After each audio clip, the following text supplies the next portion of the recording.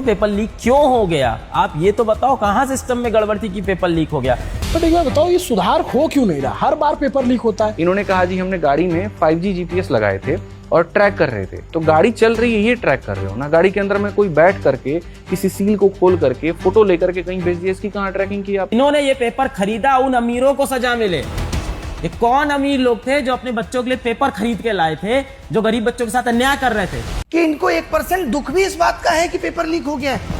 ईश्वर ने पाया होगा इसमें गड़बड़ हुआ है तो निर्णय लेगा कि रद्द कर दिए। इसमें कोई बड़ी बात नहीं है। तुम जरा सोचो, 2 साल तक नीट की तैयारी करते हो, 2 बजे रात तक पढ़ते हो, बायोलॉजी याद करते हो, केमिस्ट्री का रिएक्शन रटते हो और फिजिक्स का न्यूमेरिकल सॉल्व करते हो, और तुम्हारे कोचिंग के फीस के लिए शायद तुम्हारे पिताजी कहीं पे लोन लिए होंगे, और तुम्हारी माँ पढ़ाने के लिए किसी के घर में जाकर काम करती होगी। 3 मई 2026 को एग्जाम हॉल में तुम बैठते हो, तुम्हारे अंदर एक सपना रहता है, दिल में उम्मीद थी, हाथ में पेन था और आंखों में डॉक्टर बनने का सपना, और उसी वक्त किसी कोने में बैठे एक लड़के के पास पूरा क्वेश्चन पेपर था और उसके व्हाट्सएप पर क्वेश्चन पेपर का PDF आया और 1 हफ्ते से वे रट रहा था। ये कोई फिल्म का ट्रेलर नहीं है, यह है नीट 2026 का सबसे बड़ा स्कैंडल, और आज हम पूरे सिस्टम को एक्सपोज करेंगे। आखिर कैसे पेपर लीक हुआ और किसने किया, कहां से शुरू हुआ, और सबसे बड़ा सवाल सरकार और NTA का इसमें क्या जिम्मेवारी है। NEET UG 2026 has been cancelled after allegations of a guest paper leak, with the National Testing Agency admitting that the exam was unfit to study. पहले समझते हैं कि नीट क्यों इतना इम्पोर्टेंट है, ताकि तुम समझ सको कि इसके साथ खिलवाड़ करना कितना बड़ा क्राइम है। नीट यानी national eligibility cum entrance test, यह वे एकमात्र परीक्षा है जो तय करता है कि भारत में कौन MBBS, BDS या आयुष कोर्स में कौन एडमिशन कराएगा। गवर्नमेंट और प्राइवेट दोनों मेडिकल कॉलेज का मात्र यही एक दरवाजा है। सीधे शब्द में कहें तो अगर आपको डॉक्टर बनना है तो आपको नीट पास करना पड़ेगा, तब आप जाकर डॉक्टर बनिएगा। 2026 में नीट UG के लिए 22 लाख से ज्यादा स्टूडेंट ने रजिस्ट्रेशन कराया था। 22 लाख बच्चे, हर एक के पीछे उसका परिवार, उसका सपना, और सीट देश भर में MBBS की टोटल 1,09,000 सीट है। कंपटीशन इतना कड़ा है कि हर सीट के लिए लगभग 22 स्टूडेंट लड़ रहे हैं, और इस भयंकर कंपटीशन में कुछ लोगों के पास पहले से ही पेपर आ जाए तो यह सिर्फ चीटिंग नहीं है, बल्कि 22 लाख बच्चों की सपना का हत्या है। 3 मई 2026 को नीट UG का एग्जाम डेट था। उस वक्त देश भर में हजारों सेंटर पर लाखों बच्चे अपने किस्मत आजमाने गए थे। सब कुछ नॉर्मल था। NTA यानी नेशनल टेस्टिंग एजेंसी का दावा था कि एग्जाम पूरी तरह सिक्योर है, लेकिन उसी शाम राजस्थान के शिकार में एक केमिस्ट्री टीचर के पास व्हाट्सएप पर एक PDF आई। उस टीचर को ये PDF उसके लैंडलॉर्ड ने दी थी। लैंडलॉर्ड का कहना था कि यह पेपर वायरल हो रहा है व्हाट्सएप पर। जब वे टीचर उस PDF को खोला और ऑफिशियल क्वेश्चन से कंपेयर किया तो उसकी पैर तले जमीन खिसक गई। केमिस्ट्री में 45 क्वेश्चन हूबहू मैच कर रहे थे। जब उन्होंने बायोलॉजी के टीचर के पास कॉल किया, जब बायोलॉजी के टीचर से कहा तुम भी थोड़ा कंपेयर करो, तो उसने भी कंपेयर किया तो उसने बताया कि 90 क्वेश्चन हूबहू मैच कर रहे हैं। यह टीचर सरबरा गई। ये टीचर्स ने ऐसा किया जो शायद कोई नहीं कर सकता था। यह तुरंत NTA को ईमेल किए और यही ईमेल पूरी स्कैंडल की नींव हिला दी। NTA जब सेंट्रल एजेंसी लॉ इन्फोर्समेंट के साथ मिलकर इस एलिगेशन की जांच की तो उन्हें पूरा सबूत मिला। NTA ने एक हिस्टोरिकल डिसीजन ली और नीट UG 2026 का एग्जाम कैंसिल कर दिया। उसका कहना था कि ये स्टूडेंट की हित में है और देश के एग्जाम सिस्टम पर जनता की भरोसा बनाए रखने के लिए ये नीट का एग्जाम कैंसिल हुआ है। लेकिन यहाँ पे एक बात सोचने वाला है कि 22 लाख बच्चे का मेहनत एक ही झटके में खत्म। और अब सबसे बड़ा सवाल, आखिर ये पेपर लीक हुआ कैसे? ये कोई नॉर्मल घटना नहीं थी, बल्कि एक ऑर्गेनाइज क्राइम नेटवर्क था जो कई स्टेट में फैला हुआ था। CBI जांच में एक ऐसा चैन सामने लाई, यह किसी क्राइम से कम नहीं है। इन्वेस्टिगेशन के अनुसार 2026 में जो नीट पेपर लीक हुआ है, यह सबसे पहले पुणे से स्टार्ट हुआ। आयुर्वेदिक डॉक्टर के पास ये पेपर गया। यह पेपर फिर कुरियर के द्वारा नासिक महाराष्ट्र और खैरान के पास पहुंचा। वहां पे एक व्यक्ति ने इस पेपर को फोटो ली और उन्होंने गुरुग्राम हरियाणा में एक व्यक्ति के पास भेजा। यहाँ पे एक बात नोटिस करने वाला है कि नासिक के प्रिंटिंग प्रेस से ये क्वेश्चन निकला था। मतलब जहाँ पे पेपर छपाते हैं वहीं से पेपर लीक हो जा रहा है। गुरुग्राम के डॉक्टर इस केस में क्यों सस्पेक्ट बन गए? उसके पास से पेपर राजस्थान के जमुआ रामगारा के 2 भाइयों के पास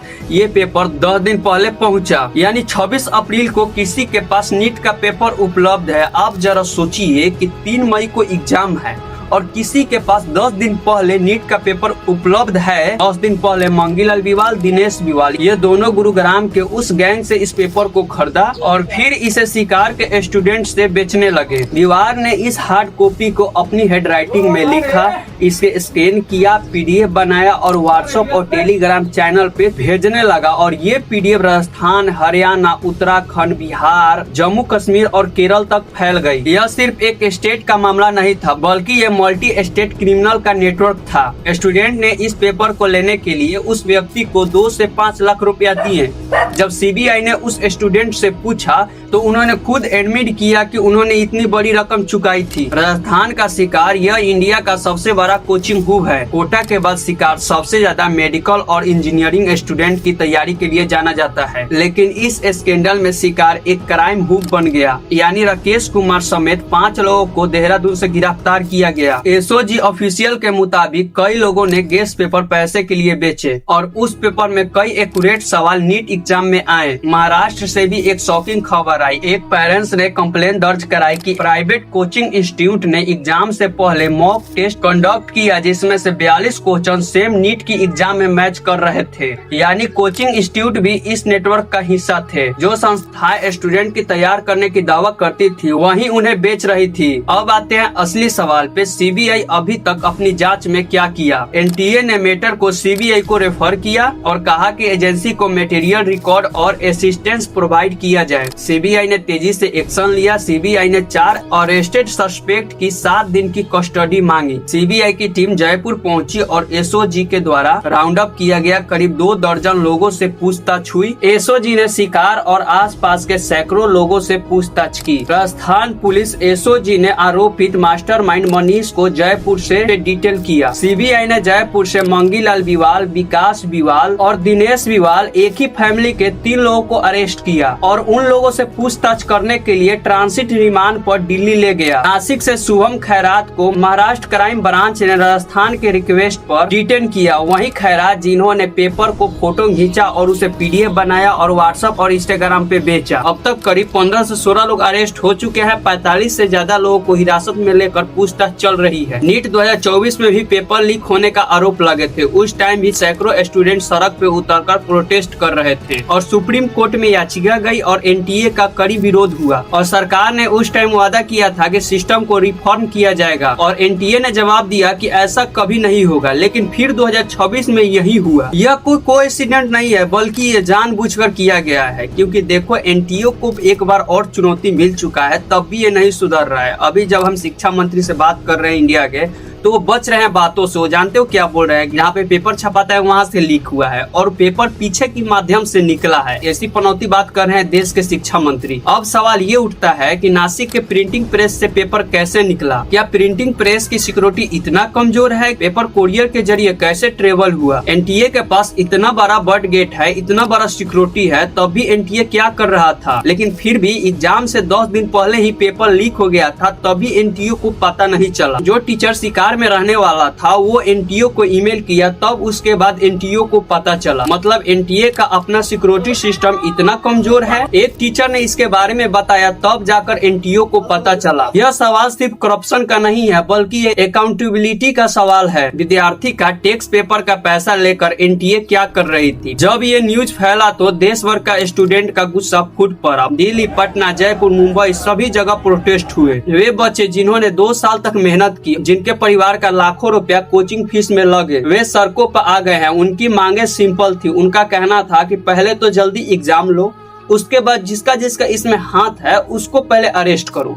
खान सर ये भी कहें कि अगर जो व्यक्ति इसमें इन्वॉल्व है उसे फांसी दे दो। फांसी अगर कोई इंस्टीट्यूट का टीचर हो उसे फांसी दो, या कोई किसी गवर्नमेंट से है उसे भी फांसी दो। किसी को नहीं बकसना है। जो लीक करता है उसका इनकाउंटर कर दिया जाए। यहाँ पे खत्म कहानी, मार के उड़ा दीजिए, यहाँ पे बुलडोजर चढ़ा दीजिए यहाँ पे।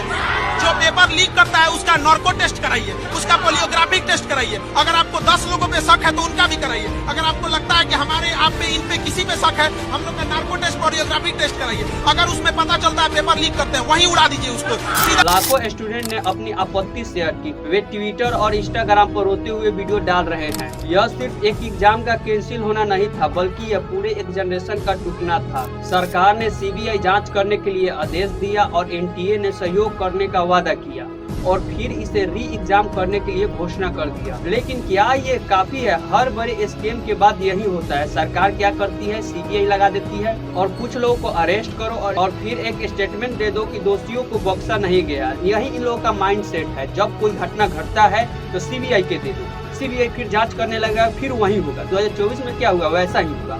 2024 में जब ये घटना हुआ था तो फिर सीबीआई को सरकार दे दिया, फिर ये मामला ठंडा गया। फिर अगर कोई प्रोटेस्ट करने के लिए रोडों पे आता है तो पुलिस लगा देता है डंडा से मारने के लिए।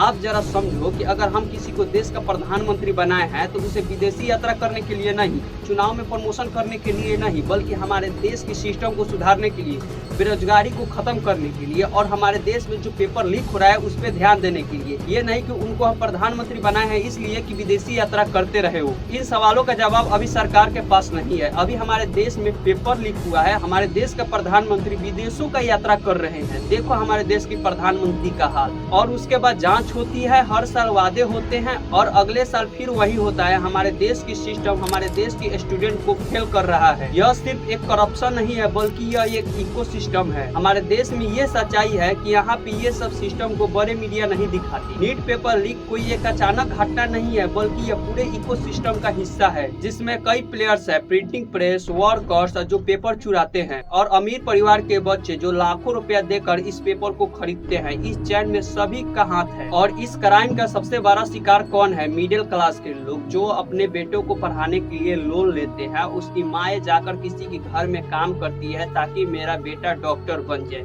डॉक्टर बन जाएगा तो उसकी घर की स्थिति सुधर जाएगा। लेकिन अमीर के बच्चे ये नहीं समझते हैं। अमीर के बच्चे तो जानते हैं कि मेरे पास तो पैसा है, पैसा फेंको, पेपर मिल जाएगा मेरे पास। उन बच्चों का क्या जिनका 2 साल बर्बाद हुआ? उनका 2 साल कौन वापस लाएगा? यह सिर्फ केवल एक करप्शन नहीं है बल्कि एक क्लास भेदभाव है।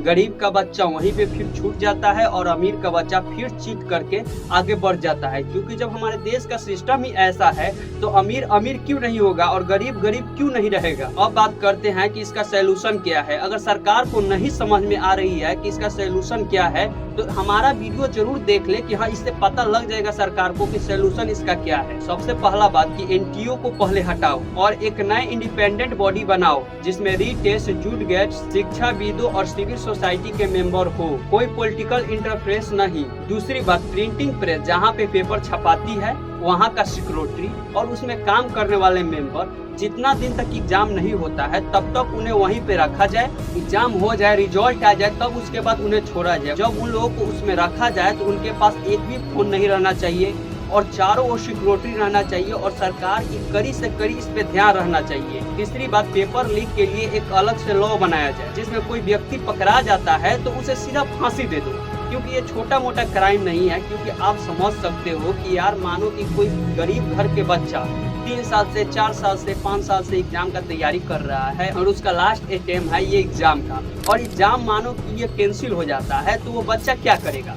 एक के कारण कितना लोग सुसाइड कर लेता है। आप लोगों को पता होगा 2026 के पेपर लीक में कितना बच्चा डिप्रेशन में चला गया है और कितना बच्चा सुसाइड कर लिया है। इससे अच्छा है कि जो व्यक्ति इस पेपर को लीक करता है उसे सीधा फांसी दे दो। और चौथी बात, स्टूडेंट के बारे में भी सोचे। अगर कोई कारण से एग्जाम कैंसिल हो जाता है तो उस स्टूडेंट के जितना पैसा लगा है वे सरकार वापस करेगी। तो दोस्तों, नीट 2026 का पेपर लीक होना एक न्यूज स्टोरी नहीं है। ये उन बच्चों की कहानी है जो रात भर जग कर पढ़ते हैं, जिनके माँ बाप मेहनत करके फीस भरते हैं, जो सोचते हैं कि अगर मेरा बेटा ईमानदारी से पढ़ेगा तो शायद निकाल लेगा, और फिर सिस्टम उसके साथ ये करता है। सरकार और एनटीए से मेरा एक सवाल है, क्या भारत के बच्चों का सपना इतना सस्ता है कि सरकार इस पे ध्यान नहीं दे रही है? जब नीट का एग्जाम होता है तो बच्चे जब एग्जाम देने जाते हैं तो कपड़ा ढीला नहीं पहनना चाहिए, हाथ में कुछ बंधा हुआ नहीं रहना चाहिए, उसे काट देता है वहाँ के सिक्योरिटी। और पॉकेट ज्यादा नहीं रहना चाहिए, और ये सब पे तो बहुत ध्यान देता है एनटीए का सिक्योरिटी, लेकिन इस पे ध्यान नहीं देता है कि मेरा पेपर लीक क्यों हो जा रहा है। तो फाइनली दोस्तों आज का वीडियो खत्म करते हैं। आई होप की वीडियो देखकर आप सभी को अच्छा लगा होगा। अगर अच्छा लगा तो प्लीज वीडियो को लाइक कीजिए, चैनल को सब्सक्राइब कीजिए। चलिए मिलते हैं नेक्स्ट वीडियो में, तब तक के लिए बाय बाय।